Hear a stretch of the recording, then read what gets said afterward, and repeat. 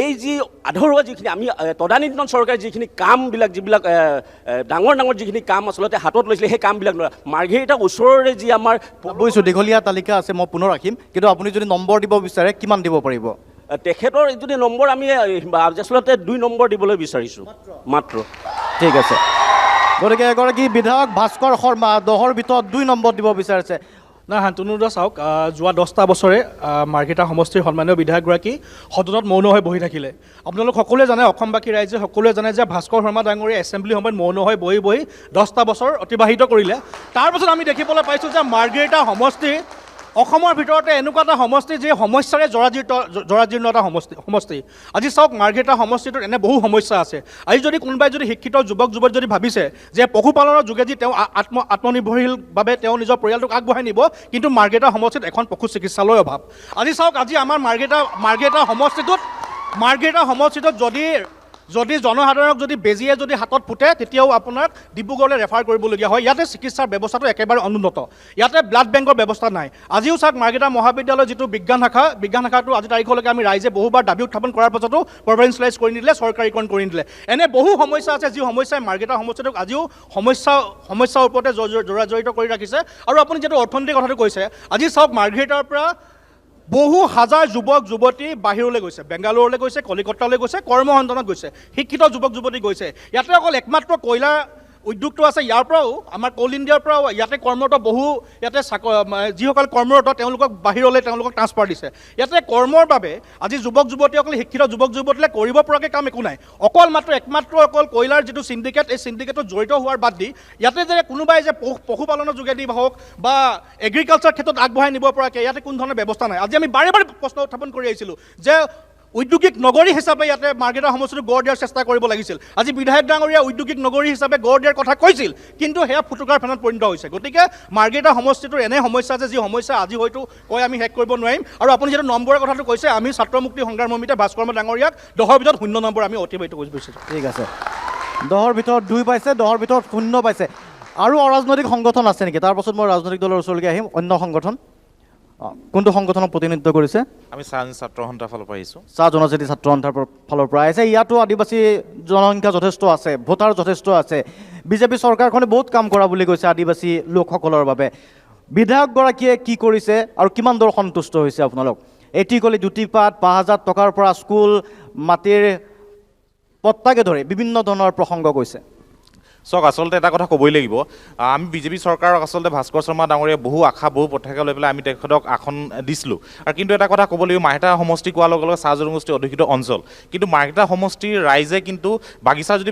মই বাগিচাৰ পৰা প্ৰতিনিধি কৰিছোঁ কাৰণ বাগিচাৰ কথা ক'ব লাগিব বাগিচাৰ প্ৰথমতে ক'ব লাগিব যে আমি 351 টকা হাজিৰা লৈ পেলাই তেওঁলোকে এইটো আমি কোৱা কথা নহয় আমি আচলতে দাবী কৰিছোঁ বিজেপি চৰকাৰে কৈছে তেওঁলোকে শাসনত অহাৰ লগে লগে 351 টকালৈ তেওঁলোকৰ দৈনিক যে শ্ৰমিকৰ দৈনিক মজুৰি বৃদ্ধি কৰিব কিন্তু অতিকৈ পৰিতাপৰ বিষয় আজি প্ৰায় কেইবাটা অতিক্ৰম হ'ল কিন্তু এতিয়া ইলেকশ্যন অহা খন্তেক কেইদিনমান আগতে আমি দেখিবলৈ পাইছোঁ সামাজিক মাধ্যমত মাত্ৰ 30 টকা মানে 250 টকা আছিলে মাত্ৰ 30 টকালৈ বৃদ্ধি কৰিব বুলি তেওঁলোক কৈছে এতিয়া পৰ্যন্ত হোৱা নাই আমি কেইবাদিন ধৰি আমি দাবী কৰি আহিছিলোঁ যে বাগিচাত বহবাস কৰা যি নেকি মাটি পাট্টা আছে মাটি পাট্টা দিব লাগিব আৰু এটা কথা আমি তেখেতসকল যেতিয়া ঘোষণা কৰিছিলে আমি আদৰণি জনাইছিলোঁ কিন্তু এইটোও ক'ব লাগিব যে আজি পৰ্যন্ত কিন্তু বাগিচাৰ মাটি পাট্টা নামত কেৱল মাত্ৰ কেইটামান ফৰ্ম দিয়াৰ বাহিৰে কিন্তু মাটি পাট্টা তেওঁলোকে এতিয়া দিবলৈ সক্ষম হোৱা নাই আৰু এটা কথা আমি ক'বই লাগিব যে বাগিচা অঞ্চল বুলি কোৱাৰ লগে লগে তেওঁলোকে বিভিন্ন আঁচনি দিয়াৰ কথা কৈছে কিন্তু কেৱল মাত্ৰ বাগিচাৰ ৰাজপথ বনাই দিয়াৰ কাৰণে কেৱল মাত্ৰ মাটি পট্টা বনাই দিলেই কেৱল ৰাজপথ বনাই দিলে যে তেওঁলোকৰ সমস্যা সমাধান হ'ব বুলি নাভাবোঁ কাৰণ আমি দেখিব পাইছোঁ চাহ জনগোষ্ঠীৰ এটা মৌলিক সমস্যা হৈছে জনজাতিকৰণ তেওঁলোকে কিন্তু জনজাতিকৰণৰ নামত কিন্তু বাৰে প্ৰতি কিন্তু তেওঁলোকে টুপি পিন্ধোৱাৰ বাহিৰে কিন্তু বেলেগ অন্য কিবা কৰিছে বুলি আমি নাভাবোঁ ঠিক আছে বিধায়কগৰাকীয়ে ব্যক্তিগতভাৱে বিধায়কগৰাকীক লৈ কিমান সন্তুষ্ট 10ৰ ভিতৰত 2 দিছে 0 দিছে আপুনি কি দিব নহয় আমি তুলনামূলকভাৱে ক'ব লাগিব যে বিধায়কগৰাকীয়ে কিছুমান কাম কৰিছে কিন্তু চাব গ'লে কিন্তু এটা কথা আমি ক'বই লাগিব এতিয়া মাৰ্ঘেৰিটা চহৰৰ লাগি থকা দিৰক দিওমালি যিটো পথ আছে তাত অন্তত 3টাকৈ বাগিচা সংযোগী এখন পথ কিন্তু আজি পৰ্যন্ত আমি বাৰম্বাৰ দাবী জনোৱাৰ পাছত বাৰম্বাৰ আন্দোলন কৰাৰ পাছতো কিন্তু এই পথটো আজিলৈকে নবনিলে এনেকুৱা বহু সমস্যা আছে সেইকাৰণে আমি যদি ক'বলৈ যাওঁ বিধায়কগৰাকী অতি কমে কিন্তু 2ৰ পৰা বেছি দিব আমি নোৱাৰোঁ 2ৰ পৰা বেছি দিব বিচৰা নাই দল সংগঠনৰ নাম্বাৰ নালাগে আমাক জনতাৰ মেণ্ডেটে লাগে লাষ্ট টাইম 59,000 দল সংগঠন জনতা হয়নে নহয় এওঁলোকে প্ৰত্যেক নিৰ্বাচনত সদায় বিৰোধিতা কৰে কিন্তু বাকচ যেতিয়া খোলে বিজেপিয়ে জিকে এইবাৰো বিজেপি জিকিব পঞ্চায়ত নিৰ্বাচনত বিজেপিয়ে জিকিছে পঞ্চায়ত নিৰ্বাচনত বিজেপিয়ে জিকিছে গতিকে তেওঁলোকে কোৱা সদায় কিন্তু আজি অসম চৰকাৰখনে যিধৰণে জাতি জনগোষ্ঠী খিলঞ্জীয়া মালিকলৈ কাম কৰিছে এইবাৰো বিজেপিয়ে সিদ্ধান্ত লৈছে অসমত 103খন আসনলৈ চৰকাৰ গঠন কৰিব মাৰ্ঘেৰিটাত বিজেপি ভাস্কৰ শৰ্মা জিকিব ঠিক আছে কংগ্ৰেছৰ ওচৰত তাৰপিছত আহিম মই সুধিব বিচাৰিছোঁ আমাৰ বিজেপি যিসকল ইয়াত প্ৰতিনিধি আছে তেখেতলোকক সুধিব বিচাৰিছোঁ তেখেতলোকে যে কৈছে আমাক দল সংগঠনৰ আমাৰ মত নালাগে তেওঁলোকে বাৰু দল সংগঠন নোহোৱাকৈ অকল বিজেপি ভোট লৈ জিকিছে নি বাৰু তেখেতলোকে অকল বিজেপি ভোট লৈ জিকিছে নি তেখেতলোকে আমাক গোটেই সমষ্টি মাৰ্ঘেৰিটা সমষ্টিৰ ৰাইজৰ আশীৰ্বাদ লাগিব তেওঁলোকক গোটেই মাৰ্ঘেৰিটা সমষ্টিৰ আশীৰ্বাদ লাগিব আশীৰ্বাদ হ'লেহে এখন চৰকাৰ গঠন কৰিব পাৰে এজন জনপ্ৰতিনিধি হ'ব পাৰে গতিকে তেওঁলোকক মই প্ৰশ্ন কৰিব বিচাৰিছোঁ মই কংগ্ৰেছ দলৰ এজন প্ৰতিনিধি প্ৰতীক বৰদলৈ ডাঙৰীয়া মই প্ৰতিনিধি গতিকে মই তেখেতলোকক বিজেপি দলক মই প্ৰশ্ন কৰিব সুধিছোঁ তেখেতলোকৰ বিধায়কজনে তেখেতলোকৰ সন্মানীয় বিধায়কজনে আজি 10 বছৰ কালে কিমান দিন কেইটা প্ৰশ্ন উত্থাপন কৰিলে বিধানসভা সমষ্টিত তেওঁলোকে উত্তৰ দিয়ক ধন্যবাদ হয় ডাঙৰ ছাত্ৰ সংগঠন আছে ইতিমধ্যে আপোনালোকে শুনিলে যে প্ৰতিটো জাতীয় জনগোষ্ঠীয় দল সংগঠনৰ মুখত এটাই মাত যে মাৰ্ঘেৰিটা মহাবিদ্যালয়ৰ কলা শাখা কেলে আজিলৈকে চৰকাৰ হোৱা নাই সেই প্ৰশ্নৰ উত্তৰ বিজেপি যিসকলে প্ৰতিনিধিত্ব কৰে তেখেতলোকে কেলে উত্তৰ নিদিয়ে আমি আজি প্লে কাৰ্ড লৈ আহিবলগীয়া হৈছে মাৰ্ঘেৰিটা সমষ্টিত আমি বাৰে বাৰে আন্দোলন কৰিছোঁ যে আমাক ছায়েন্স শাখাখন চৰকাৰীকৰণ হ'ব লাগে বুলি কিন্তু কেলে নকৰে এই প্ৰশ্নৰ উত্তৰ দিয়ক আৰু আমাৰ প্ৰশ্ন আছে ক্ষুদ্ৰ চাহ খেতিয়কসকলে যেতিয়া ৰাস্তাত আন্দোলন কৰিবলগীয়া হৈছিল চাপত লৈ সেই সময়ত তেখেতলোকে কেলে ভাস্কৰ শৰ্মাই মাত নামাতিলে আমাৰ মাৰ্ঘেৰিটা সমষ্টিৰ বহু এতিয়া চিঞৰিলে নহ'ব উত্তৰ দিয়ক চিঞৰিলে নহ'ব এখেতলোকে কি প্ৰত্যেকবাৰে চিঞৰি শেষ কৰে কিন্তু এইবাৰ উত্তৰ বিচাৰিছোঁ আমি উত্তৰ বিচাৰিছোঁ মাৰ্ঘেৰিটা ছায়েন্স শাখা কেতিয়া চৰকাৰীকৰণ এটা চিঞৰা এই ধৰণৰ কৰে ঠিক আছে আৰু আমাৰ বহু গৰ্ভৱতী মহিলা মৃত্যুবৰণ হৈছে উন্নত মানৰ চিকিৎসালয় নথকাৰ কাৰণে উন্নত মানৰ চিকিৎসালয় কেতিয়া আনিব এই ধৰণৰ প্ৰশ্ন ঠিক উত্তৰ আছে দিয়ক কেইবাটাও প্ৰশ্ন আছে প্ৰশ্নৰ উত্তৰ আছে ভাস্কৰ শৰ্মাৰ প্ৰতিনিধিসকলে উৎসাহিত হৈ আছে ভাস্কৰ শৰ্মা জিন্দাবাদ বুলি কৈ আছে কিন্তু বিৰোধী শক্তিশালী কোনটো পাৰ্টীৰ হাত দাঙি আছে আহক কোনটো পাৰ্টী ৰাইজৰ দল কিমান শক্তিশালী ৰাইজৰ দল ভাস্কৰ শৰ্মা বিজেপিৰ প্ৰতিনিধিসকল আছে যে এইবাৰ পুনৰ চৰকাৰ গঠন কৰিব বুলি আপোনালোকৰ প্ৰাৰ্থীগৰাকী কিমান শক্তিশালী আমাৰ প্ৰাৰ্থীগৰাকী ইমানেই শক্তিশালী আজিৰ ডেটত যদি ভাস্কৰ শৰ্মা যদি কাৰো নামত কপে এইটো হয় ৰাহুল ছেত্ৰী আৰু যোন নেকি সিহঁতি কৈ আছিলে এতিয়া সিহঁতি কি কৰিছে মই কৈছোঁ ভাস্কৰ শৰ্মা মাৰ্ঘেৰিটাত ফেলিয়াৰ মই কৈছোঁ জল জীৱন মিছনত যোনটো লিখি আছে সেইটোত আমি দেখিলোঁ যিমান ঠিকাদাৰ আছে সিহঁতি ডুবি গ'ল তাৰপাছত মোৰ বাক্য কমপ্লিট হোৱা নাই তাৰপাছত আজিৰ ডেটত কিমানটা ঠিকাদাৰ বনাইছে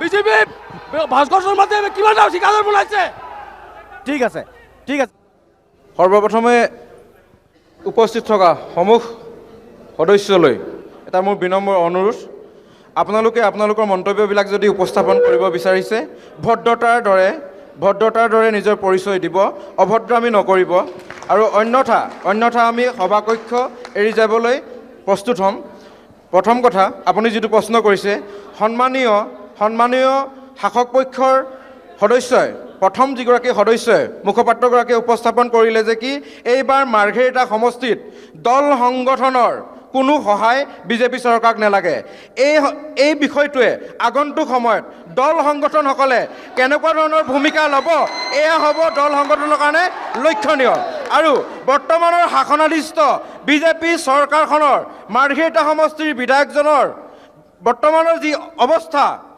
আপোনালোকে অলৰেডি দেখিছে যে কি ইয়াতে উপস্থিত থকা দল সংগঠনৰ বিভিন্ন সন্মানীয় বিষয়ববীয়াসকলে তেখেতক নাম্বাৰিং কৰিছে আৰু মই বিৰোধী দলৰ প্ৰতিনিধি হিচাপে মাৰ্ঘেৰিটা সমষ্টিৰ বিধায়কজনক যদি ক'বলৈ যাওঁ, তেখেতৰ যদি কুকৰ্মৰ বিষয়ে যদি ক'বলৈ যাওঁ, হয়তো বিৰোধী শাসক পক্ষসকলৰ গাত হয়তো শক্তি নাই।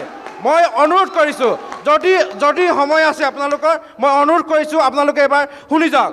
বিগত 10টা বছৰে মাৰ্ঘেৰিটা সমষ্টিক প্ৰতিনিধিত্ব কৰা বিধায়কজনে আজিলৈকে বিধানসভাত এটা প্ৰশ্ন উপস্থাপন কৰিবলৈ তেখেতৰ সাহস নহ'ল। আৰু মাৰ্ঘেৰিটা সমষ্টিৰ যি মৌলিক সমস্যা, শিক্ষাৰ সমস্যা, স্বাস্থ্যৰ সমস্যা, ক্ষুদ্ৰ খেতিয়কসকলৰ যি সমস্যা, একো এটা সমস্যা তেওঁ বিধানসভাত উপস্থাপন কৰিবলৈ সক্ষম নহ'ল। আৰু আগন্তুক সময়ত আমাৰ উত্তৰ দিব দিয়ক। বিজেপিয়ে ক'ব এতিয়া, তাৰ পাছত কংগ্ৰেছে ক'ব আকৌ। হ'ব, এজন এতিয়া বিজেপিৰ প্ৰতিনিধিগৰাকীৰ ওচৰত যাব লাগে। এক ছেকেণ্ড, প্ৰশ্নটো শুনি লওক। অভিযোগ আছে যে বিধানসভাৰ মজিয়াত এগৰাকী বিধায়কৰ যিটো দায়িত্ব থাকে বা যিটো ভূমিকা হ'ব লাগে, সেই ভূমিকা নাই। তেখেতে বিধানসভাৰ সদনৰ মজিয়াত এটা প্ৰশ্ন উত্থাপন নকৰিলে। এটা নিষ্ক্ৰিয় ভূমিকা দেখিবলৈ পোৱা গ'ল ভাস্কৰ শৰ্মাক। মই কথা কিছুমান কওঁ। প্ৰথমে কংগ্ৰেছৰ ফালৰ পৰা এটা আহিলে যে আমাৰ ইয়াৰ কোনো প্ৰতিনিধিয়ে ক'লে যে দল সংগঠনৰ প্ৰয়োজন নাই। এই কথাটো কোৱা নাই। এইটো প্ৰথমে 1 মিনিট হ'ব, মোক কৈ ল'ব দিয়ক, তাৰপিছত আপুনি ক'ব। আকৌ হুলস্থুল হ'ব।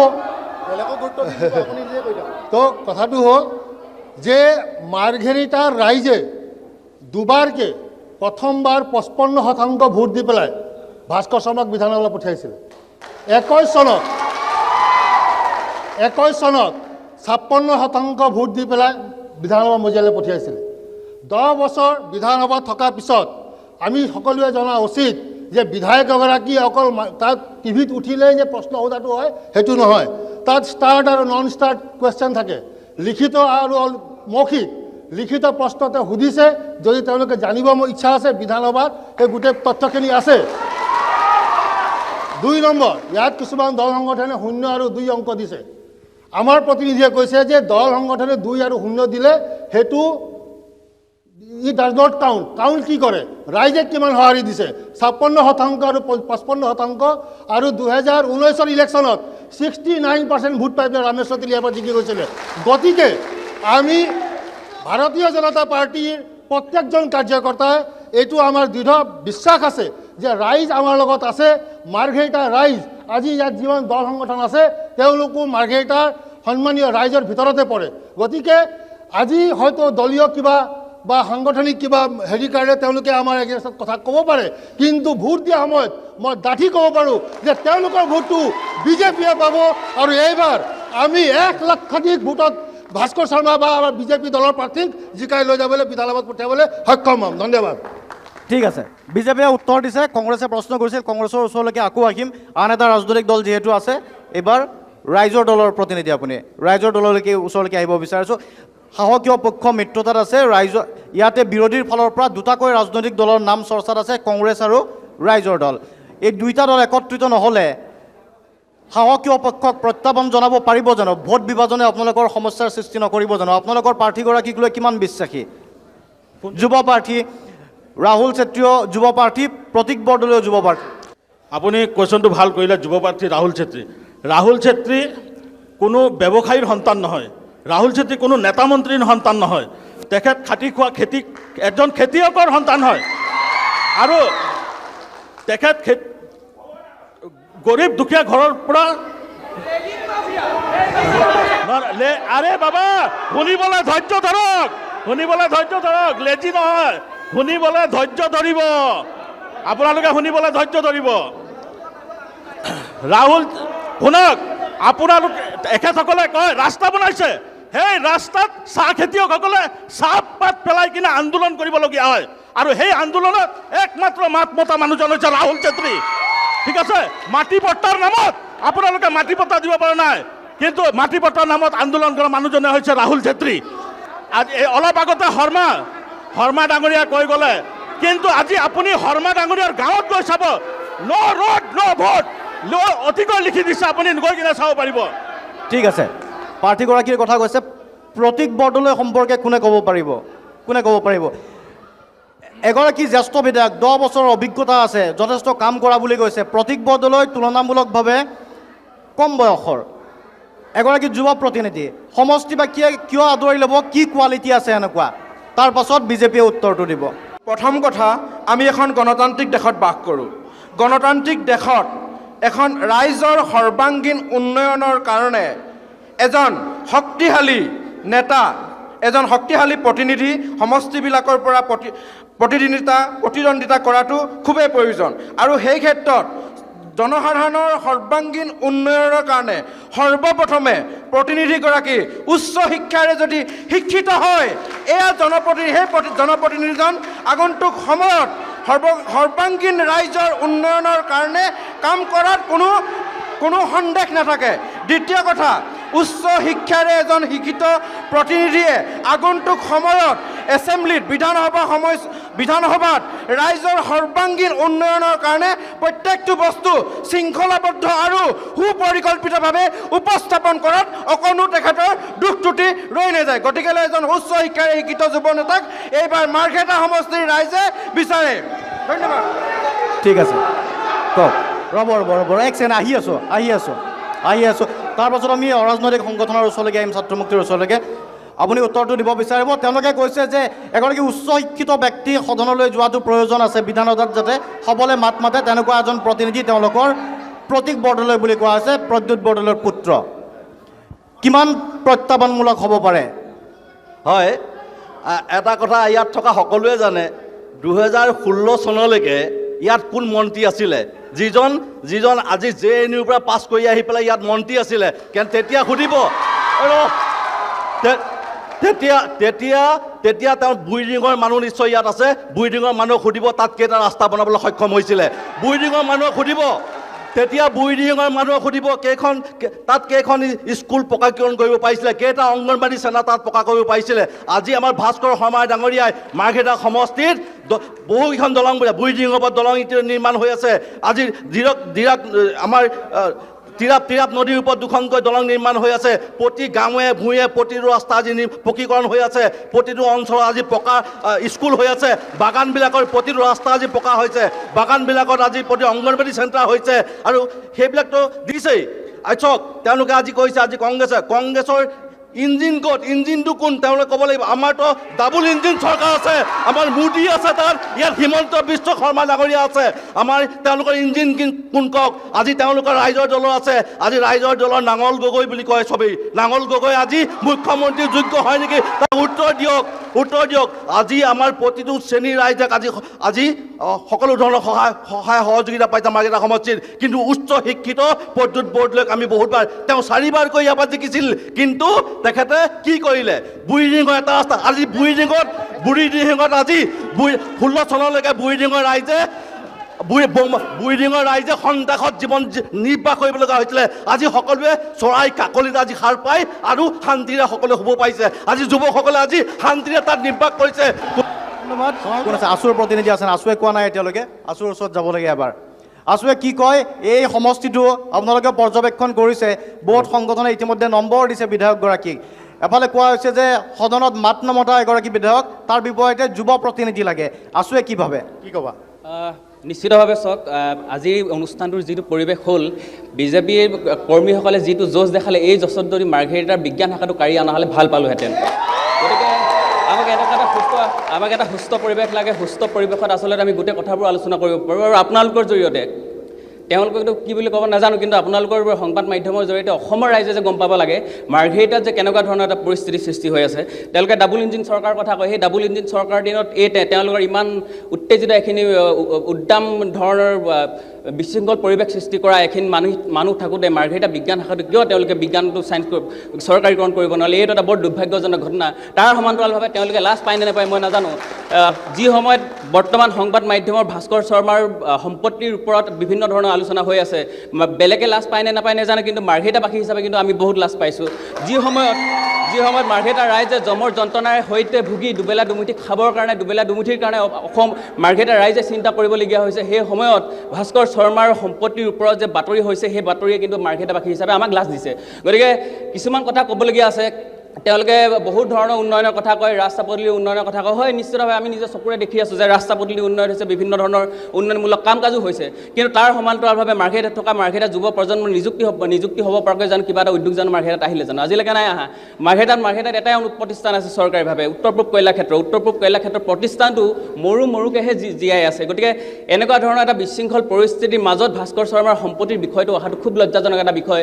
তাৰ সমান্তৰালভাৱে মাৰ্ঘেৰিটাত চিকিৎসা খণ্ডৰ কথাটো আপোনালোকে নিশ্চিতভাৱে জানে। লাহেকৈ কেইবাজনো ডক্টৰ আহিলে, কিন্তু ডক্টৰ সা সঁজুলি নাই। ইয়াত এনেকুৱা এটা মাৰ্ঘেৰিটা চিকিৎসালয়খন এনেকুৱা এটা অৱস্থালৈ ৰূপান্তৰিত হৈছে, ইয়াত হাতীটো হ'ল, কিন্তু হাতীটোক চলাবৰ কাৰণে শিকলিডাল কিনিব পৰা নাই বিধায়ক ভাস্কৰ শৰ্মাই। গতিকে তেনেকুৱা ধৰণৰ ভালেমান স্পৰ্শকাতৰ কথা আছে, যোনবোৰ কথা আপোনালোকৰ সংবাদ মাধ্যমৰ জৰিয়তে আমি সমগ্ৰ ৰাইজৰ আগত উপস্থাপন কৰিব বিচাৰোঁ। কিয়নো আমাৰ বিধায়কগৰাকীয়ে যথেষ্ট আমাৰ মাৰ্ঘেৰিটা সমষ্টিৰ কাৰণে উন্নয়নৰ ধাৰা বোৱাইছে। গতিকে আমি মাৰ্ঘেৰিটা বিধায়ক মহোদয়ক আমি 100% আমি আগন্তুক নিৰ্বাচনত আমি জয়যুক্ত হ'ব বুলি আমি আশা কৰিছোঁ। আৰু ইয়াৰ লগতে আমি মই আমাৰ ছাত্ৰ নেতাজনৰ আমাৰ উত্তৰ হিচাপে মই দিবলৈ বিচাৰিছিলোঁ। সিদিনা আমাৰ এলেকাতে আমাৰ পঞ্চায়ততে সভা হৈছিলে, এখন গাঁও সভা। তো বিধায়ক মহোদয়ৰ হস্তক্ষেপত আমাৰ উত্তৰ পূব কয়লা ক্ষেত্ৰ অতি সোনকালে খুলিবলৈ গৈ আছে। গতিকে যুৱ ছাত্ৰ নেতাজনক ছাত্ৰ নেতাজনক মই মোৰ সভাতে পাইছিলোঁ। গতিকে সেই সম্পৰ্কে আমাৰ মাৰ্ঘেৰিটাবাসী সদায় উৎসাহী আৰু অতি সোনকালে আমাৰ ইয়ালৈ এটা উদ্যোগ আহি আছে। গতিকে সকলো নিবনুৱা যুৱকসকলে আমাৰ ইয়াতে সংস্থাপন পাব, আৰু বহিৰাজ্যত যিসকল লোক আছে তেওঁলোকেও ইয়াত সংস্থাপিত হ'ব।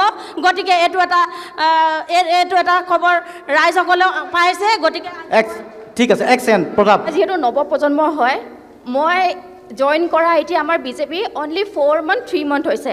3 মাহ হ'ল জইন কৰা? 4 মাহ হৈছে, একজেক্টলি ক'ব নোৱাৰোঁ, কিন্তু 3 মাহ 4 মাহ হৈছে। তো মই ইমান দিনে কোনো ধৰণৰ পাৰ্টি জইন কৰা নাছিলোঁ। মই কিয় বিজেপি জইন কৰিলোঁ? মইতো অবজাৰ্ভ কৰিলোঁ ন যে এই পাৰ্টিটোৱে ভাল, সৰুৰ পৰা মই এইটোৱে ভাল দেখিলোঁ। কিবা আঁচনি পালে নেকি? আঁচনি পাইছে নেকি? কোনো ধৰণৰ আঁচনি পোৱা নাই, কোনো ধৰণৰ।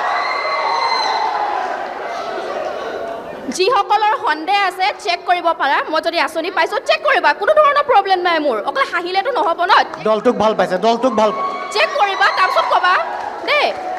চেক কৰিবা, তাৰপিছত ক'বা মই কোনো ধৰণৰ আঁচনি পোৱা নাই। ঠিক আছে, অভিযোগ উত্থাপন কৰিছে। পাছফালৰ পৰা ক'ব বিচাৰিছিলে, কৈ দিয়ক। প্ৰথমতে মই ক'ব বিচাৰিছোঁ, আমাৰ মাৰ্ঘেৰিটা কলেজৰ যিটো আমাৰ বিজ্ঞান শাখাৰ কথা আছে, তো বিজ্ঞান শাখাটো বিগত 17টা বৰ্ষ আমাৰ এজন আমি তেখেতক আমি মানে বহুত উচ্চ শিক্ষিত বুলি ভাবোঁ, গণ্য কৰোঁ। তো তেখেতৰ দিনত কিন্তু আজিলৈকে কোনো এটা পদক্ষেপ লোৱা আমি নেদেখিলোঁ। কিন্তু আমাৰ মাননীয় বিধায়ক ভাস্কৰ শৰ্মা ডাঙৰীয়াৰ নেতৃত্বত কিন্তু আমি গম পাইছোঁ, শিক্ষামন্ত্ৰী ডক্টৰ ৰণোজ পেগু ডাঙৰীয়াৰ নেতৃত্বত ইতিমধ্যে এটা প্ৰস্তাৱ কেবিনেট হয় তেখেতলোকে গ্ৰহণ কৰিছে। অদূৰ ভৱিষ্যতে আমি আশাবাদী আমাৰ মাৰ্ঘেৰিটা কলেজৰ যিটো আমাৰ বিজ্ঞান শাখা আছে চৰকাৰীকৰণ হ'ব। কাৰণ 17 বছৰে কিন্তু পদে সেইখন চৰকাৰৰ তেখেতে কেবিনেট মন্ত্ৰী দুবাৰ হৈছে, শক্তিমন্ত্ৰী, বিদ্যুৎ মন্ত্ৰী হৈছে। কথাটো কি হ'লে, তো সেইটো সময়ত তেখেতে এজন কেবিনেটৰ পৰ্যায়ত দায়িত্বত থকা ব্যক্তি এগৰাকীয়ে যদি এখন কলেজ স্কুল যদি পাঠশাখন কৰিব যদি নোৱাৰে, তেখেতৰ বিফলতা প্ৰথম কথা। আৰু দ্বিতীয়টো কথাটো হ'ল কি, তো তেখেতৰ কথাটো কি হ'ল, বৰ্তমান বিধায়ক শৰ্মা ডাঙৰীয়াৰ ওচৰত আমি যেতিয়াই আহিলোঁ, মই যিখন স্কুলত পঢ়িছিলোঁ, মই ভিতৰুৱা অঞ্চল থকা, মই পেঙেৰী নগাপথাৰ মোৰ গাঁও, নগাপথাৰৰ পৰা মই আহিছোঁ। সেইখন স্কুলৰ কাৰণে 20 লাখ টকা এটা আনটাইড ফাণ্ডৰ এটা পুঁজি মুকলি কৰি পিনে বৰ্তমান মুকলি কৰিবলৈ সময় আছে। সেই মুকলি কৰিবলৈ বিধায়ক মহোদয় যাব, সকলো ৰাইজে দেখিব, কাৰণ তেখেতে সেইটো অলৰেডি দিছে। প্ৰত্যেক 5 বছৰে বিধায়কগৰাকীয়ে এনেকুৱাকৈ এটা প্ৰগ্ৰেছ ৰিপৰ্ট তেওঁ কি কৰিলে 5টা বছৰত খতিয়ান এটা ৰাইজৰ মাজত দি দিয়ে। আৰু এইখন একেখন হলতে আজিৰ পৰা প্ৰায় 10-15 দিন আগতে মাৰ্ঘেৰিটাৰ বিশিষ্ট নাগৰিকসকলক লৈ পেলাই তেওঁক মানে তেওঁলোকৰ হাতত এই বস্তুটো ৰাইজৰ হাতত গোটেই ৰিপৰ্ট কাৰ্ডখিনি গোটাই দিছে। দ্বিতীয় কথা হ'ল উন্নয়ন। আপোনালোকে জানে ভাৰতবৰ্ষখন স্বাধীন হোৱা 75 বছৰ। আপুনি তিনিটা কৈ উন্নয়নৰ কথা কৈ আছোঁ। তো 75 বছৰে কাম নহ'ল, ঠিক আছে। ইয়াত কংগ্ৰেছৰ আমোলত মাৰ্ঘেৰিটা সমষ্টিটো গঠন হৈছিলে 1978-ত। তেতিয়াৰ পৰা কংগ্ৰেছৰ ইয়াত বিধায়ক আছিলে 2016 চনলৈকে ইয়াত ৰ'ব কাম তিনিটা কৈ দিয়ক। এক মিনিট ৰ'ব ৰ'বচোন ৰ'ব তিনিটা কামৰ কথাটো কৈছিলে সেই তিনিটা কৈ আপুনি কথা কিতাপখনে দি দিছোঁ, কিতাপখন লৈ যাব। ইয়াত 5 বছৰৰ গোটেই খতিয়ানটো আছে। 5টা কথা। এক মিনিট ৰ। আজি আপোনালোকে মাৰ্ঘেৰিটাবাসী চবে জানে যে আমাৰ দলং এখন নোহোৱাৰ কাৰণে আমাৰ স্কুলত পঢ়ি থকা ছাত্ৰী এগৰাকীৰ লগত দুষ্কৰ্ম হৈছিলে, কিন্তু ইমান দিন নোহোৱা দলংকেইখন আজি তিৰাপ নদীৰ ওপৰত, দিহিং নদীৰ ওপৰত 4 দলং হৈছে। আৰে আন্দোলন কৰিলে কি হ'ব? আন্দোলন কৰিলে দলং নহয়, দলং চৰকাৰে বনাই দিয়ে। আন্দোলন কৰিলে আপুনি ক্ৰেডিট ল'ব নোৱাৰে। ছেকেণ্ড দলং ৰাস্তাখিনি আপুনি 2016 চনৰ আগত যদি বুঢ়ীদিহিং মৌজাত যায়, যদি বৰডুমচালৈ যায়, যদি আপোনাৰ জাগুলত থকা কথাচেমা ফানেগাড়ী ইত্যাদি গাঁৱলৈ যায়, আপোনাৰ বাট নাছিলে। আজি গোটেই গাঁৱে ভূঞে ৰাস্তা হৈছে। এইটো কি উন্নয়ন নহয়? আৰু এটা উন্নত সমাজ বুলি ক'বলৈ গ'লে আপুনি কি ডাইৰেক্ট ফেক্টৰীটো বনাই দিব নেকি? ইয়াত বিনিয়োগ আহিবৰ কাৰণে, ইনভেষ্টমেণ্ট আহিবৰ কাৰণে আপোনাৰ যিখিনি ফাণ্ডামেণ্টেল যিখিনি বস্তু লাগিব, ৰাস্তা লাগিব, ইলেক্ট্ৰিচিটি ছাপ্লাই লাগিব। আজি কংগ্ৰেছৰ দিন আমাৰ মনত আছে, ইয়াত এজন বিদ্যুৎ মন্ত্ৰী আছিলে। 70 বছৰৰ গাঁতটো 10 বছৰত কেতিয়াও নহয়, কিন্তু যথেষ্টখিনি হৈছে। আগলৈ হ'ব। এই মাৰ্ঘেৰিটাত ইণ্ডাষ্ট্ৰিয়েলাইজেশ্যনো হ'ব আৰু ইয়াৰ ল'ৰা ছোৱালীখিনি বাহিৰত যাব লগা নহয়। এই কথাটো আমি কৈছোঁ। ঠিক আছে, কওক এতিয়া কওক। আমাৰ শান্তনু দাই ইমান স্পষ্টভাৱে সুধিলে, 3টা আপোনালোকে কামৰ বিষয়ে খতিয়ান দাঙি ধৰক। 3টা কাম ক'ব পৰা নাই আৰু 75 বছৰৰ কথা কৈ আছে। ভাৰত স্বাধীন কেতিয়া হৈছিলে কথা কৈছে। আৰে ভাৰত স্বাধীন কেতিয়া হৈছে আমি জানো। আনন্দ শৰ্মা ডাঙৰীয়াৰ 70 বছৰৰ কথাটো একো নাই কৰা যদিও আনন্দ শৰ্মা ডাঙৰীয়া যিখন স্কুল কলেজত পঢ়ি ডাঙৰ দীঘল হৈ আজি আমাৰ আগত কথা কৈ আছে, সেই স্কুল কলেজ আমাৰ কংগ্ৰেছৰ দিনত বনাই তেখেতক ডাঙৰ দীঘল কৰিলে। দ্বিতীয়তে কৈছোঁ, অসমখন 2001 চনৰ আগত যিটো পৰিস্থিতি আছিল, আপোনালোকে শুনি লওক আপোনালোকে যিটো পৰিস্থিতি আছিল, অশান্ত পৰিৱেশৰ সৃষ্টি আছিল। 2001 চনৰ পাছত তৰুণ গগৈ দেৱৰ নেতৃত্বত অসমখনত শান্তি আনি দিলে। যোৱা 15টা বছৰৰ কথা তেওঁলোকে কৈ আছে। দলঙৰ কথা কৈছে, 2-এখন দলং বিজেপিয়ে কৰিব পাৰিছে, কিন্তু মাৰ্ঘেৰিটাৰ ভিতৰপাৱলৈ যোৱা দলং, ভিতৰপাৱলৈ যিসকল গৈছে মাকুমকিলালৈ, প্ৰথমখনৰ পৰা শেষনখন দলং কংগ্ৰেছৰ দিনতে হোৱা। মাৰ্ঘেৰিটাৰ শ্যামদগী স্থল পাৰ হোৱাৰ পিছত গৰুমাৰাজান দলঙৰ পৰা পেঙেৰি পৰ্যন্ত যিমান দলং হৈছে কংগ্ৰেছৰ দিনত হোৱা। ধন্যবাদ ভিডিঅ'টো সম্পূৰ্ণকৈ চোৱাৰ বাবে। আৰু এনেকুৱা ধৰণৰ ভিডিঅ' নিতৌ পাই থাকিবলৈ চেনেলটো ছাবস্ক্ৰাইব কৰি ভিডিঅ'টোত এটা লাইক কৰি দিব। আৰু আপোনালোকৰো কিবা মতামত থাকিলে কমেণ্টত জনাব। যিহেতু বৰ্তমান নিৰ্বাচনৰ কাৰণে চাৰিওফালে বতাহ গৰম হৈ আছে, গতিকে আপোনালোকৰ মতামত কমেণ্টত জনাব। ধন্যবাদ।